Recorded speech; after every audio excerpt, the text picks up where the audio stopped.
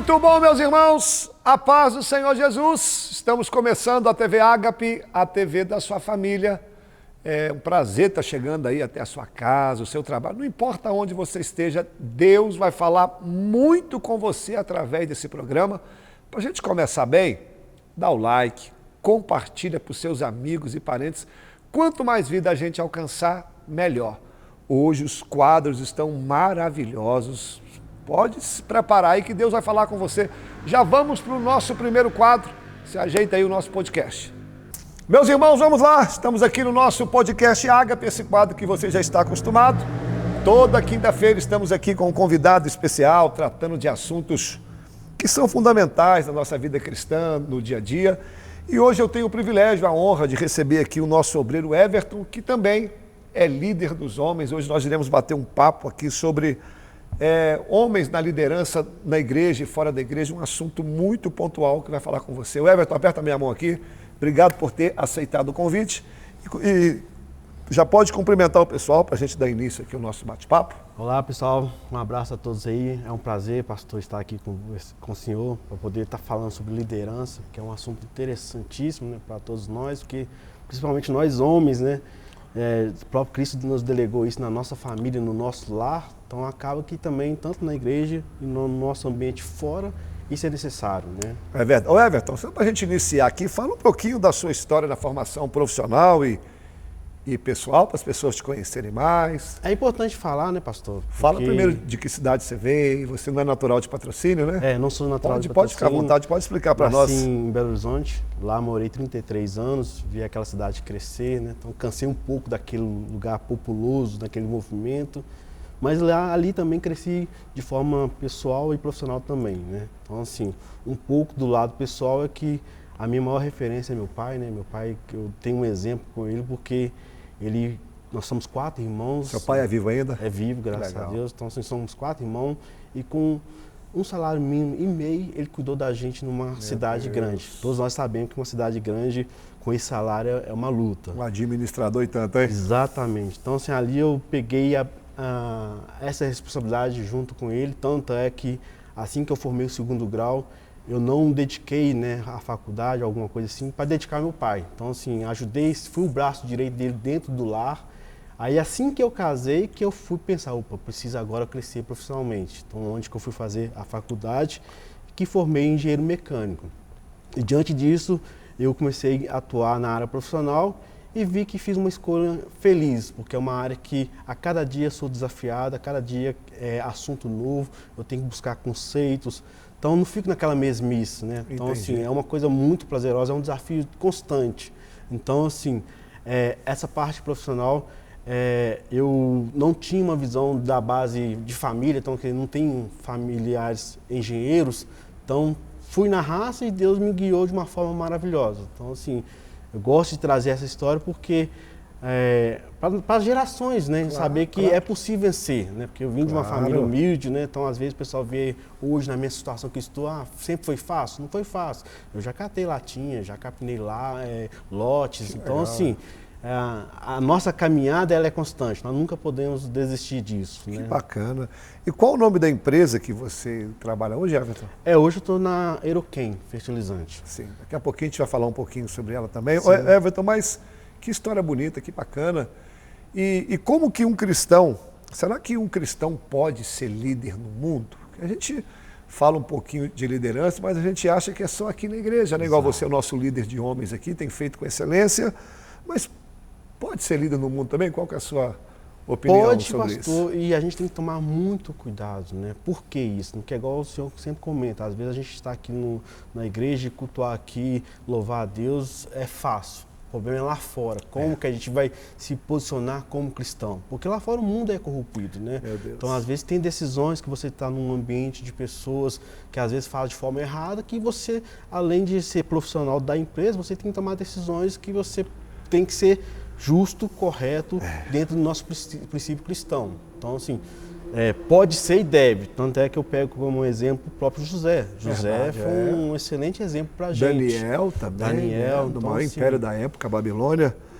Ô Everton, então, já que você falou da sua empresa, explica um pouquinho aí indústria produtiva de fertilizante, para o pessoal também situar, onde que fica aqui em Patrocínio, como que trabalha, você está aqui há quanto tempo? Eu estou aqui há 5 anos, né? E a empresa também? A empresa, essa Aeroquem, ela está aqui em Serra Salitre indo para quase 2 anos. Ah, tá. Então a empresa é em Serra do Salitre, né? Isso, ela é em Serra do Salitre. E ela é uma empresa nova no Brasil, mas no mundo, mundialmente, ela são 27 anos que ela já atua no mercado. Ela, assim, no meio do fertilizante, ela é um bebezinho. Mas, assim, a potência que ela está vindo no Brasil é de forma exponencial. Por que eu falo isso? Por exemplo, essa unidade aqui em Serra Salitre, ela vai representar 20% da produção de fertilizante no Brasil. Então, quando a gente olha isso para o lado do Brasil, é uma coisa extraordinária. Que legal, assim, aí as pessoas, assim, o lado econômico, o lado social vai crescer de forma exponencial. Por que eu falo isso? Vou dar um exemplo. Eu sou de BH. Quem conhece BH ali, na região do Barreiro, há uma siderúrgica ali. E essa siderúrgica, ela chama Valorec. E ela hoje, ela teve que sair de BH, por quê? Porque quem é uma cidade populosa que tem indústria, percebe que a indústria ela favorece todos os segmentos, tanto o lado comércio, o lado logística, e acabou que os moradores foram aproximando da indústria e ficou perigoso para eles, para a emissão de gás, aquela coisa toda. Então, o que ela fez? Aquilo que ela tinha um setor produtivo, ela teve que ir para uma cidade do interior e fazer um raio de proteção, porque as pessoas não podem estar próximo da indústria, porque você tem emissão de gás, você tem barulho, então você tem vários riscos ali. Então, assim, aqui a Aeroquem ela vai ser uma potência enorme para essa região, não só Serra Salitre, mas Patrocínio.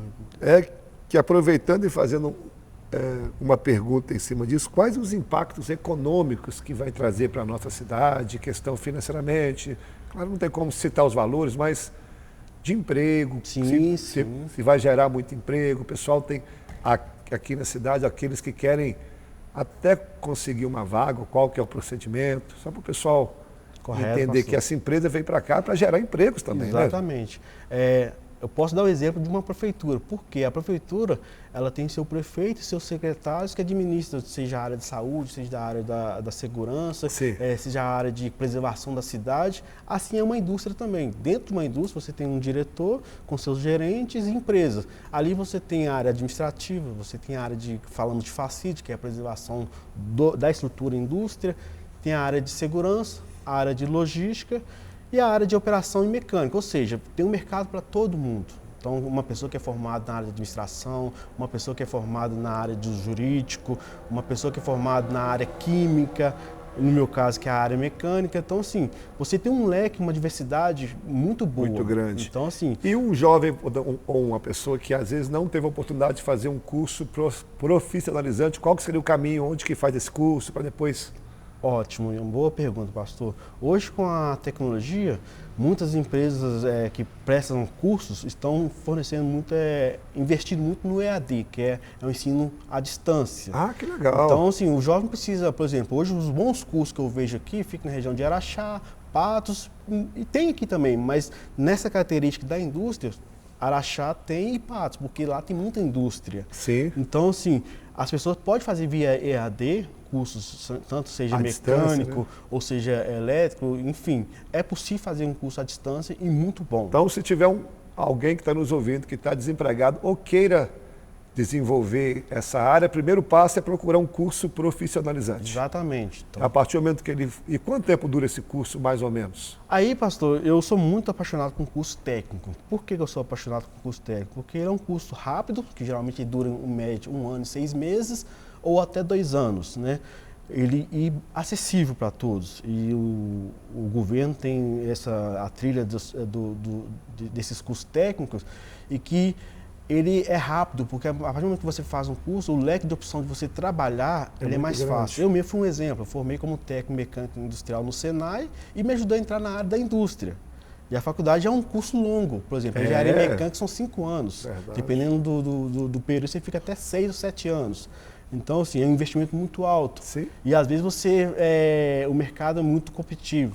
E o curso técnico ele te dá uma opção muito boa. E para as pessoas que estão aqui na região, é uma ótima oportunidade. A pessoa faz o curso técnico, consegue o emprego, depois se quiser fazer uma faculdade, é uma opção, né? Exatamente. E outra coisa, Everton, quais os caminhos que o jovem pode trilhar na indústria de fertilizantes? Os caminhos são muitos, né? Então, por exemplo, na área da química, Tem muitos cursos aí EAD que as pessoas podem fazer que lá precisa muito desses profissionais na área de química. Por quê? São operadores de processos químicos e sim, temos laboratório, que o laboratório, qual que é a ideia dele? Avaliar se o processo está condizente com o que foi proposto. Então, por exemplo, nós produzimos fertilizante. Então, para uma pessoa entender o que é a indústria, nada mais, vamos pensar de fazer um bolo. Você coloca lá farinha, açúcar e coloca no forno. Ali você tem calor, você tem transmissão de energia. Sim. É a mesma coisa da indústria. A indústria tem equipamentos grandes que trabalham com temperaturas elevadíssimas, vapores, para poder fazer que esse processo, essa fusão dos produtos, gere o fertilizante final. Então, pessoal que está nos ouvindo aí, ficou desempregado, quer, né, dar uma melhorada, siga os conselhos aqui do Everton para você aumentar a sua renda, ter uma profissão. Então a oportunidade está dada. Então o Everton está aqui como representante também para abrir a sua mente, para dar um start, para a sua vida dar uma alavancada. Everton, vamos falar um pouquinho agora da área espiritual, sobre como que a gente pode liderar e quais os principais desafios de uma liderança. Pastor, isso é muito importante. Liderar, a nossa maior referência é o nosso Senhor Jesus Cristo, né, que ele pegou 12 discípulos, né, de que não tinha referência nenhuma assim, no que era proposto, e ele lapidou cada um. Verdade. E aqui na igreja, a igreja, graças a Deus, nós temos grandes líderes e como exemplo para a gente, e a gente tem que pegar como referência. Por quê? Nós vamos pegar pessoas de vários perfis. Pessoas que ainda estão feridas, verdade, pessoas que estão se achando demais. Assim, e você colocar isso na balança e equilibrar é um grande desafio. Então a gente tem que saber se ponderar e saber também até recuar. Porque às vezes a pessoa vem com um nível de estresse um pouco mais elevado, então a gente fala, opa, deixa eu voltar quando estiver no melhor momento para a gente poder ajudar essa pessoa. Claro. Então, assim, ser líder dentro da igreja é você ter amor ao próximo, saber entender que ele está passando por lutas espirituais, porque às vezes no momento o inimigo aproveita que ele está numa exponencial na igreja de forma maravilhosa e vem na maior fraqueza dele.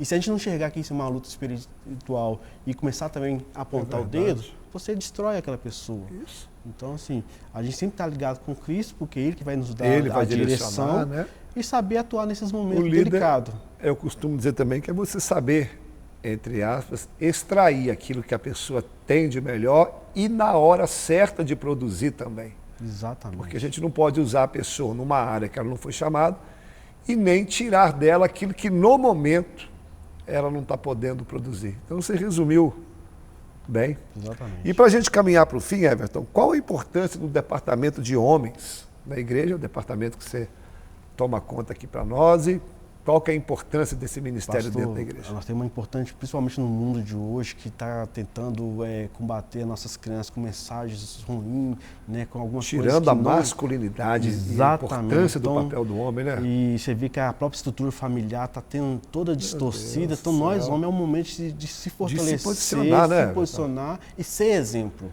Acho que o ser exemplo é o principal fator. Porque as nossas crianças, a gente poder vincar na igreja, estar adorando a Deus, e quando chega lá fora começa a discutir, começa a estar num ambiente de palavras que não agrada a Deus.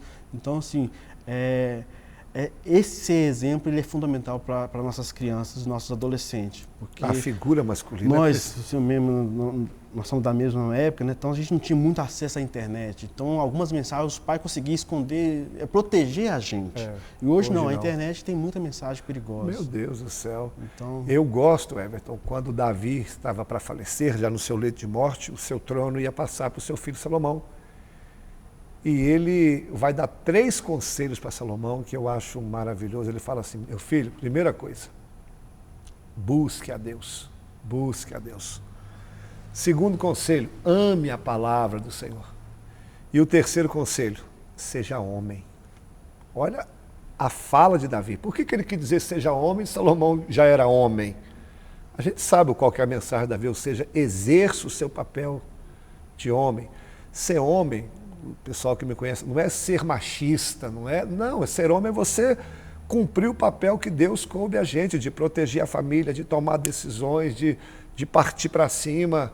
Hoje o mundo está tão estranho que até a figura masculina eles querem arrancar, como se ser homem, no sentido da palavra, tivesse diminuindo alguém.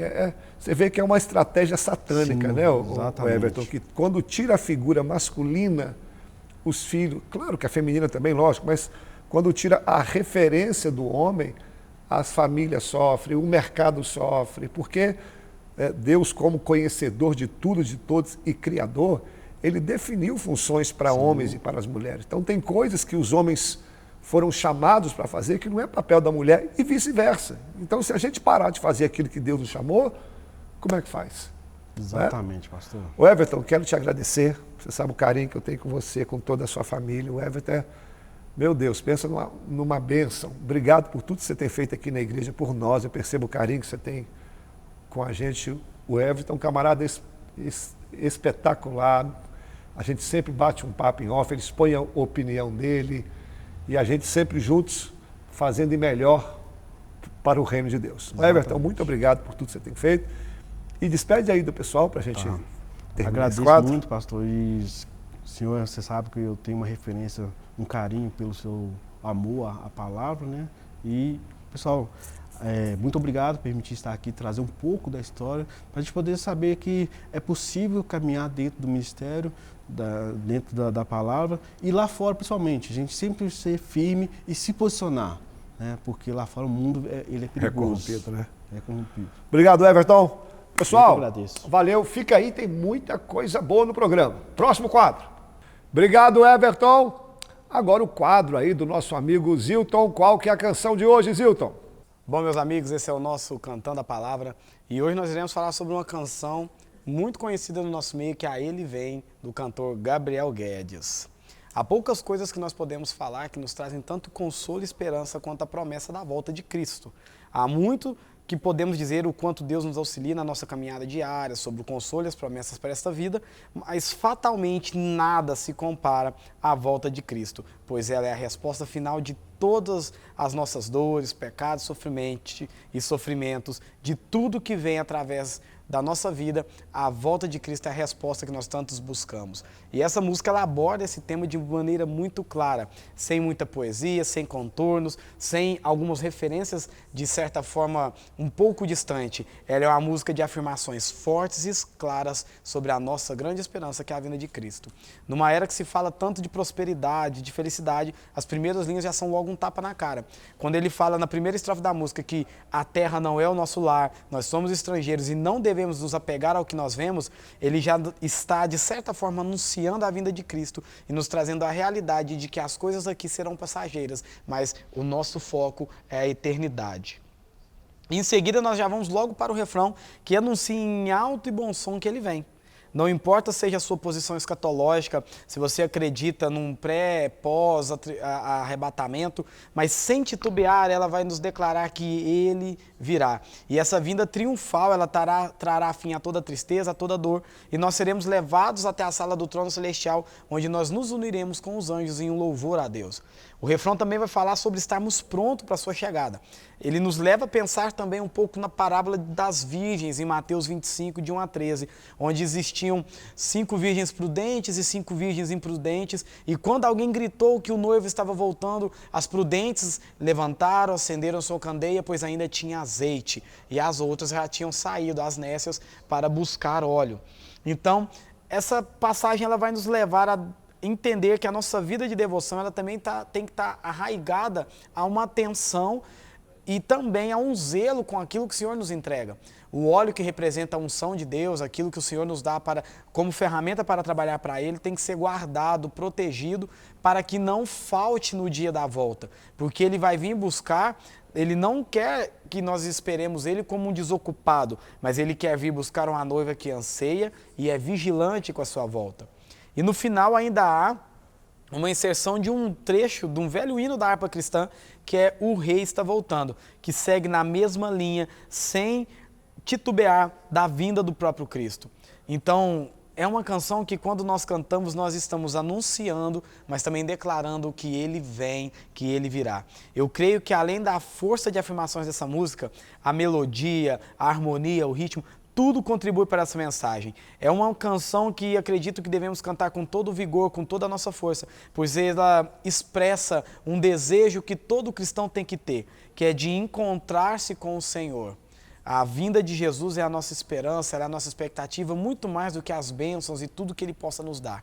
Infelizmente, nós vemos um excesso e as pessoas procuram ser até comedidos na sua adoração.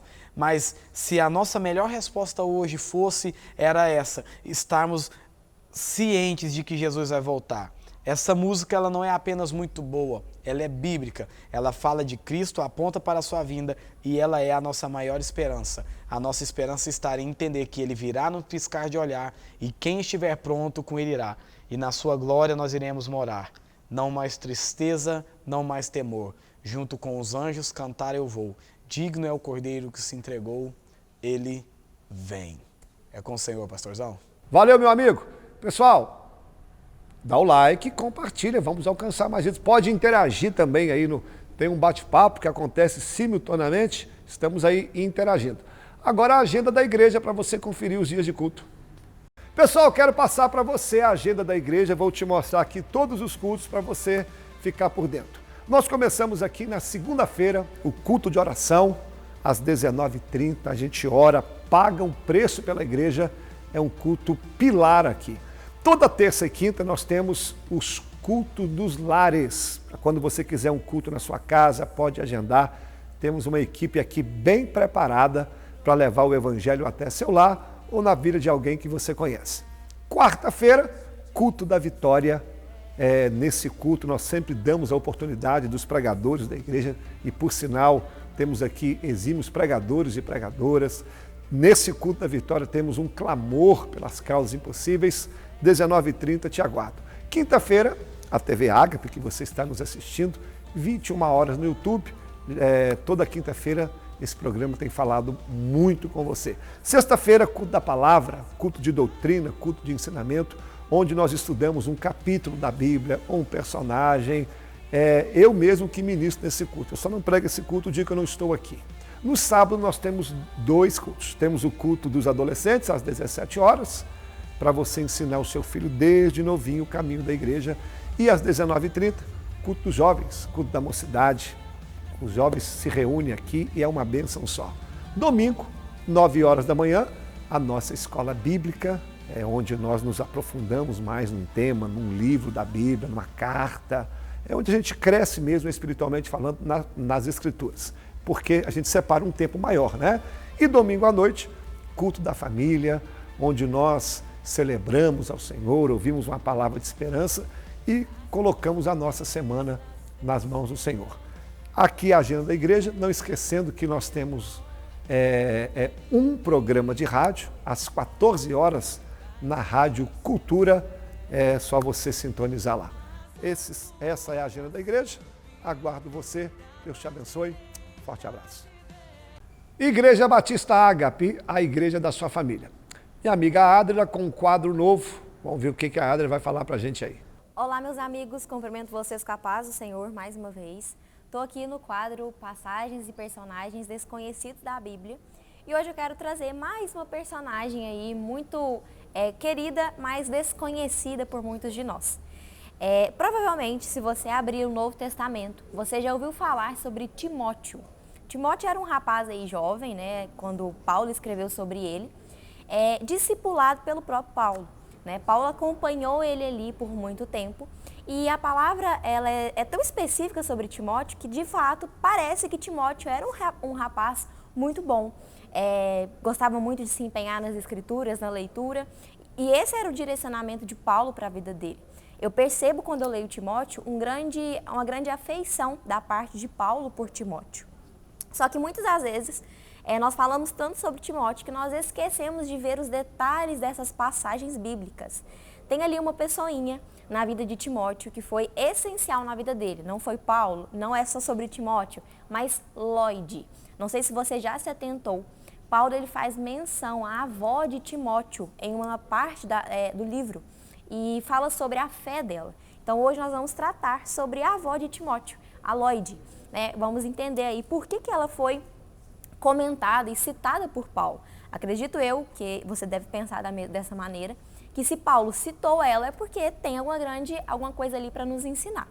Então, só para fazer uma contextualização, Timóteo ele era um rapaz, né, jovem ali, que estava sendo discipulado, e ele foi muito encorajado por Paulo para pregar o evangelho, para se dedicar no ensino das escrituras, na leitura, na meditação dia e noite. Então você vê de fato que Paulo ele tinha algo ali, ele tinha uma certa proximidade com o Timóteo.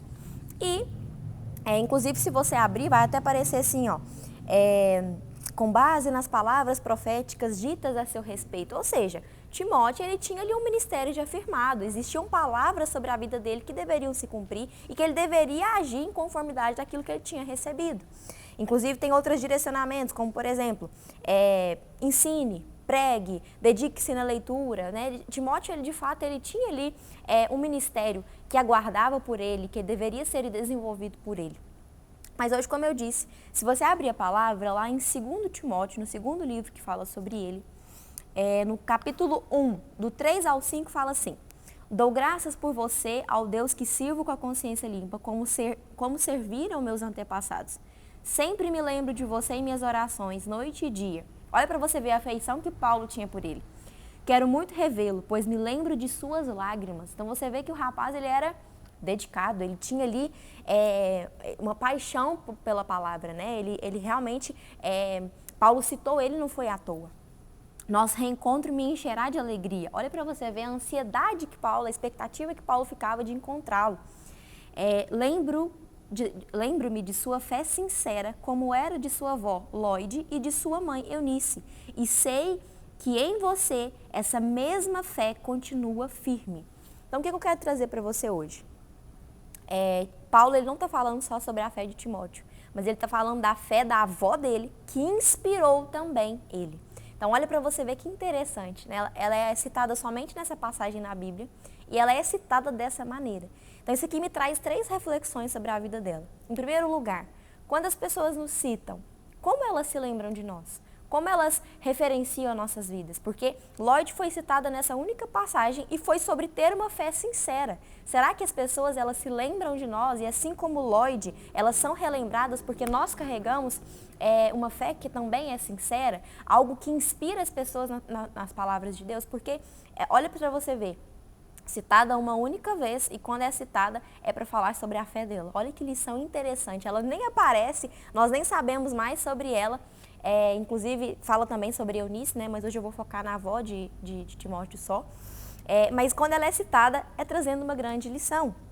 Em segundo ponto, quando eu vejo essa passagem, me remete Provérbios 22:6. Ensine a criança no caminho que ela deve andar, porque quando ela crescer, ela não se desviará, né? Então, assim, eu tenho certeza que grande parte daquilo que Timóteo carregava, do apreço que Paulo tinha sobre a vida dele, da insistência que Paulo tinha sobre ele, é porque ele foi ensinado desde criança a carregar uma fé sincera. E quem que ensinou? Lóide. Olha que grande mulher, né, de Deus, ensinou aí Timóteo desde os primórdios sobre paixão, sobre devoção da palavra de Deus, sobre carregar uma fé sincera. E o que seria essa fé sincera? Uma fé que carrega verdade. Tanto é que se você pegar a palavra de Timóteo, sobre a vida de Timóteo, Paulo vai falar muito sobre isso, sobre carregar a verdade, sobre ser sincero, sobre fazer aquilo com o coração, não fazer de qualquer maneira, mas dando o seu melhor, não se deixando desmotivar por ser jovem, mas fazendo mesmo assim, porque Deus o queria jovem. Então eu entendo aqui que Lóide teve sim uma participação ali na fé de Timóteo, porque se ele cresceu com a mesma fé sincera, logo ele se espelhou em alguém que foi Lóide. Então hoje, é bem rapidinho o programa, mas é só para a gente conhecer um pouquinho sobre essa personagem da Bíblia. Apareceu uma única vez, nos trazendo exemplo e trazendo referência de ter uma fé sincera. Será que as pessoas, quando elas olham para nós, elas veem isso na gente? Às vezes a gente é citado em uma roda, em uma simples conversa, e a pessoa fala assim, nossa, aquela pessoa ali, ela tinha uma fé sincera, né? Aquela pessoa ali, ela criou seus filhos no caminho correto. E aí, criou grandes Timóteos da vida, né? Ajudou a criar grandes Timóteos e inspirar grandes Timóteos da vida. Como eu disse, Timóteo é um livro muito bom. Se você nunca estudou, estude. 1º e 2º Timóteo tem lições ali preciosas, principalmente para nós que somos mais jovens, para nós entendermos que Deus nos quer jovens, né? Eu amo a palavra de Timóteo, eu amo que Paulo ensina para ele, fala sobre ele, e eu amo como ele tem afeição por ele. Então, que nós venhamos a entender. Lloyd não foi simplesmente uma mulher citada ali à toa, mas ela foi uma mulher pontual para aquele momento e para a criação e para inspirar uma fé de um grande homem de Deus. Então, palavra é essa daí, espero que tenha falado com você e que você esteja atento aos detalhes da palavra. Tem muitos personagens aí que não são tão citados convencionalmente em cima dos altares, mas como Lloyd, tem grandes ensinamentos para nós que podem nos edificar e nos alimentar aí por dias. Espero que tenha falado com você, fica com Deus e até a próxima. Obrigado, Adria. Vamos agora para a palavra, vamos ouvir aquilo que Deus tem para falar com a gente. A mensagem de hoje está linda. Meus irmãos, vamos então compartilhar a palavra. Estamos quase encerrando o assunto sobre o tabernáculo. Agora só faltam mais 2 mensagens, essa de hoje. E no próximo programa a gente termina. Estamos numa série de estudos sobre o tabernáculo, que foi uma tenda móvel quando Israel passava pelo deserto. Deus deu a direção para Moisés, que seria a representação de Deus no meio do seu povo. Esse tabernáculo, tudo nele aponta para Jesus, tudo. E também ele nos ensina como nós devemos adorar ao Senhor e também fala um pouco sobre a igreja, algumas tipologias. E esse tabernáculo, ele tinha alguns utensílios.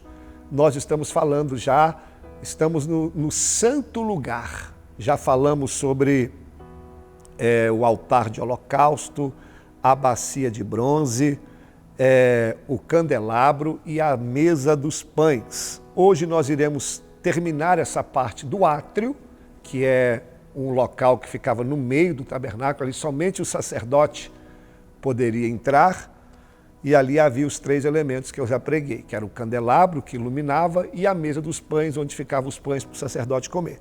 E hoje o último elemento é o altar de incenso. Ele ficava na divisa com o Santo dos Santos.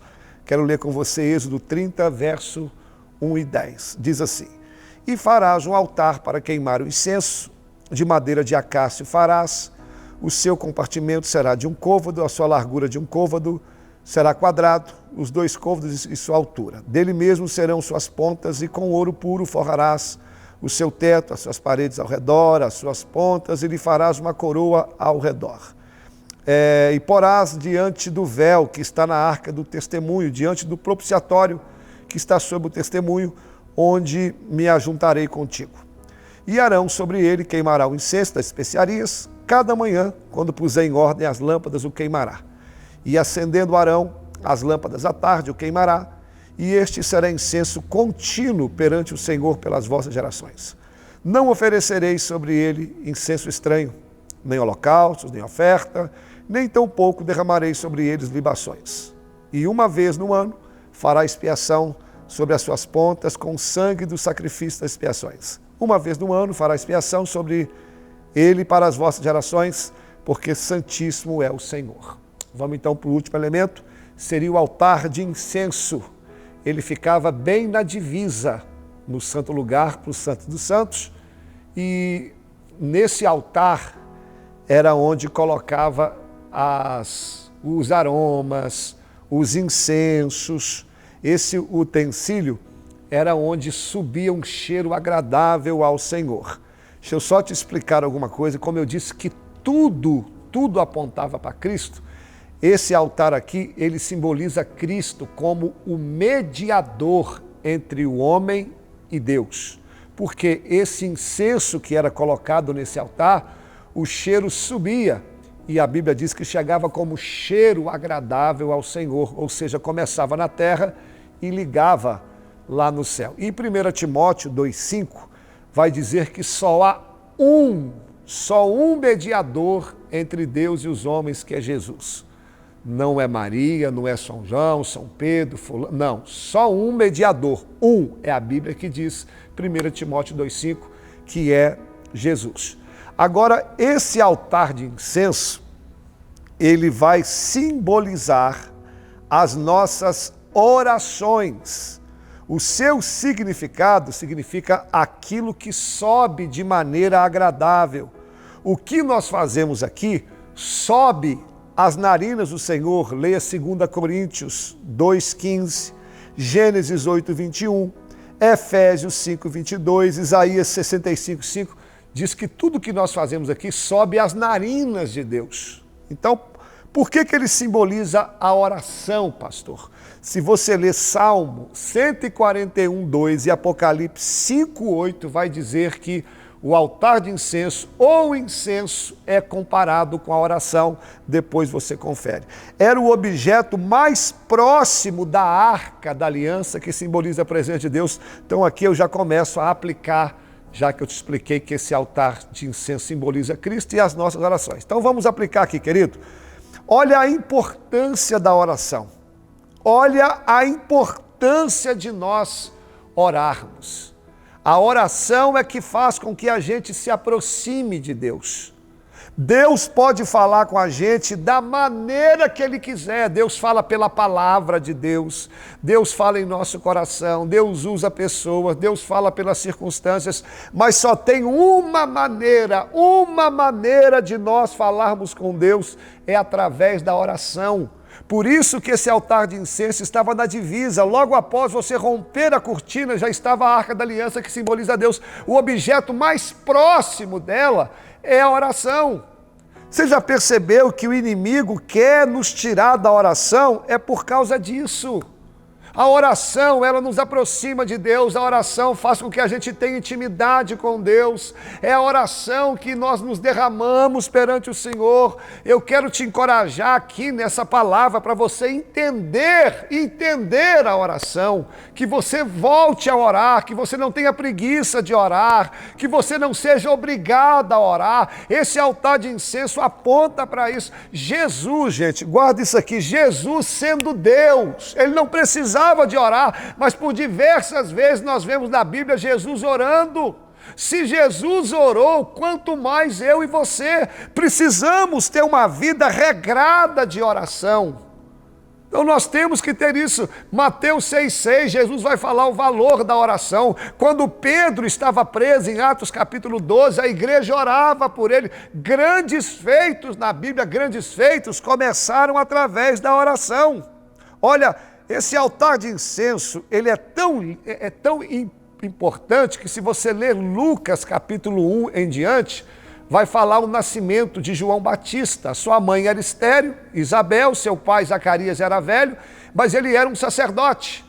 E ele estava orando no templo do Senhor e o anjo do Senhor vai aparecer para ele, dizendo que a mulher dele iria ser mãe de João Batista. Mas ali tem um detalhe que você não pode deixar passar em branco. A Bíblia faz questão de dizer que Zacarias, ele estava ao lado do altar de incenso. Ao lado do altar de incenso, não é por acaso. Por quê? Já que o altar de incenso simboliza a oração, foi no lugar da oração que Zacarias recebeu uma resposta. E eu quero liberar uma palavra aqui para você. Você que está perto do altar de incenso, você que está em oração, você que tem uma vida regrada em oração, você que ama orar, vai ter resposta de Deus. Vai ter resposta de Deus. Deus sabe das suas batalhas, Deus sabe das suas lutas, Deus sabe das suas dificuldades. Ele vai trazer resposta, porque quando tem oração, tem resposta da parte de Deus.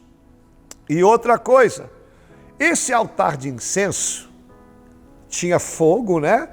Sabe onde esse fogo era aceso? Olha que detalhe que você não pode deixar passar em branco.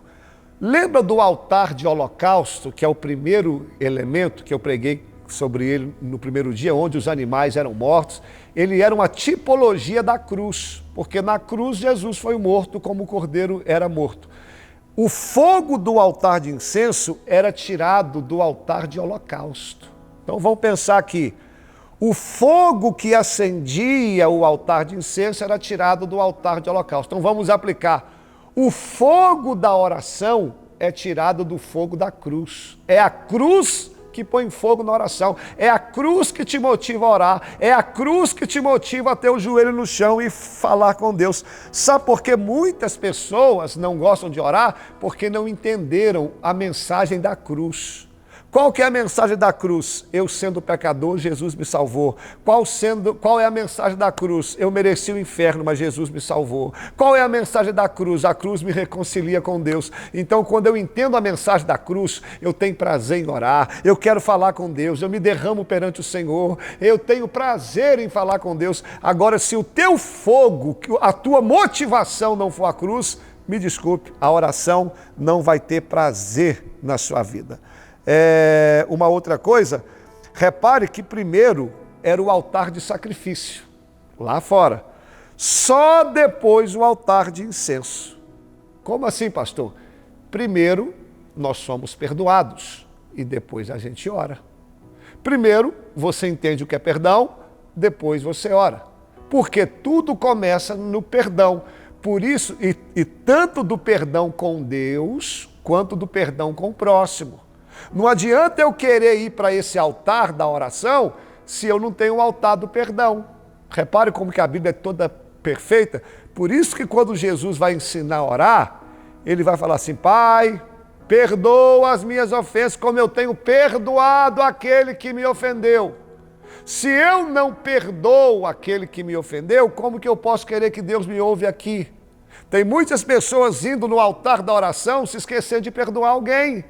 Então, nessa noite aqui, não sei a hora que você está ouvindo essa palavra, mas se você estiver magoado com alguém, perdoa. Vai primeiro no altar de holocausto. Do mesmo jeito que o Senhor te perdoou, perdoa alguém para que as suas orações não sejam interrompidas. A partir do momento que você passa pelo altar do perdão, o altar de incenso está te esperando, o altar da oração está te esperando. Perdoa, porque tem perdão de Deus para você. E para a gente já caminhar para o fim, o próprio Deus vai especificar, nesse altar não podia ter holocausto, tá? Essa ordem aí. O que é holocausto, pastor? Um animal morto. No hebraico, todo animal que é morto e cozido, que é consumido pelo fogo, ele é um holocausto. Então, em nosso altar de incenso, na nossa oração, não pode ter coisa morta. Irmãos, as nossas orações têm que ter vida. Oração tem que ter vida, não é oração de morte. Como assim, pastor? Não assusta, não. Eu já conheço pessoas que já oraram pedindo morte. Mata o fulano, mata o Beltrano, aleja. Meu Deus, espera aí, né, gente? Espera aí.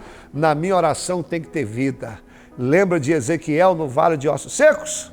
Senhor, osso seco, eu ouvi a voz do Senhor. Ele vai soprar vida nesse lugar. Jesus, quando foi orar na ressurreição de Lázaro, a oração dele tinha vida. Lázaro, sai para fora. Nessa mensagem aqui eu te encorajo. Olha para o seu problema e coloca a vida. Vai ter salvação, vai ter milagre, minha família vai servir o Senhor, meu filho vai ser liberto, vai ter vida. Coloca vida nas suas orações.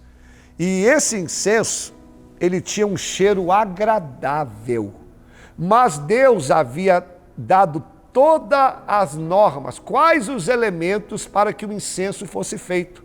O altar estava aceso, você vinha com o incenso, colocava e subia uma fumaça. Deus havia dado os elementos, pena que eu não posso pregar sobre os elementos por causa do tempo. Mas o interessante é que quando os elementos eram feitos, colocado ali, subia uma fumaça branca. Mas se você colocasse na boca, tinha um gosto amargo. Aqueles elementos, quando juntavam, estouraque, o ônix, mas se você colocasse na boca, era amargo. Vamos terminar aqui por causa do tempo? Olha que interessante. A oração, quando chegava perto de Deus, quando subia, tinha um cheiro bom, mas quando colocava na boca, tinha um gosto ruim. Pastor, o que você quer dizer? E eu encerro aqui. A maioria das nossas orações é assim. Chega às narinas de Deus com um cheiro agradável, mas sai da nossa boca de maneira amarga. Como assim, pastor? Quantas orações que a gente faz com a boca amargando. Quantas orações que a gente faz com lágrimas nos olhos. Quantas orações que a gente faz até pensando que Deus não estava ouvindo. Mas eu venho te lembrar aqui para a gente orar, que muitas orações com a boca amargando, muitas orações que amargam a nossa vida vai chegar no altar de Deus e Deus vai trazer resposta. Eu lembro da irmã Ana, em 1 Samuel capítulo 1, quantas orações que ela fez com a boca amarga, quantas orações que ela fez debaixo de lágrimas, quantas orações que ela fez debaixo de dor, a boca amargando, mas a oração dela subiu. Quem sabe hoje a sua oração tem sido debaixo de lágrimas, tem sido debaixo de dor, tem sido debaixo de tanto sofrimento, mas eu quero te lembrar, tem chegado ao trono de Deus, tem chegado à presença de Deus, boca amargando aqui, mas a resposta vai sair do trono e Deus vai trazer a solução. Mesmo com a boca amargando, mesmo com a vida doendo, continue orando, porque através da sua oração vai ter resposta. Jamais abandone o altar de incenso. Onde tem oração, tem vitória. Vamos orar, vamos falar com Deus. Senhor, nós queremos apresentar nossas vidas no teu altar. Hoje nós aprendemos aqui sobre o altar de incenso, que fala justamente sobre a oração e o Senhor, que é o mediador entre nós e Deus. Se nós entendêssemos o valor da oração. A oração nos fortalece, a oração nos liga com Deus, a oração alivia a nossa alma. Senhor, que o inimigo não venha nos afastar, que nós venhamos colocar fogo em nossa oração, que nós venhamos orar mesmo com a boca amarga, como foi ensinado aqui. Eu apresento essa pessoa que foi tocada por essa palavra, esse pai de família que está desempregado, essa família que está em crise. Ô Senhor, que o Senhor venha entrar com providência. Portas que estão fechadas, enfermidades, Tu és o Deus que cura, Tu és o Deus que muda o quadro. Eu lhe peço aqui nesse momento que o Senhor entra, Senhor, agindo, que quando o Senhor quer agir, ninguém pode impedir. Pai, essa pessoa que está afastada também do Teu Evangelho, que ela venha se reconciliar. Muito obrigado por tudo. É a oração que nós fazemos a Ti em nome de Jesus. Amém e amém. Assim a gente termina o nosso programa. Obrigado.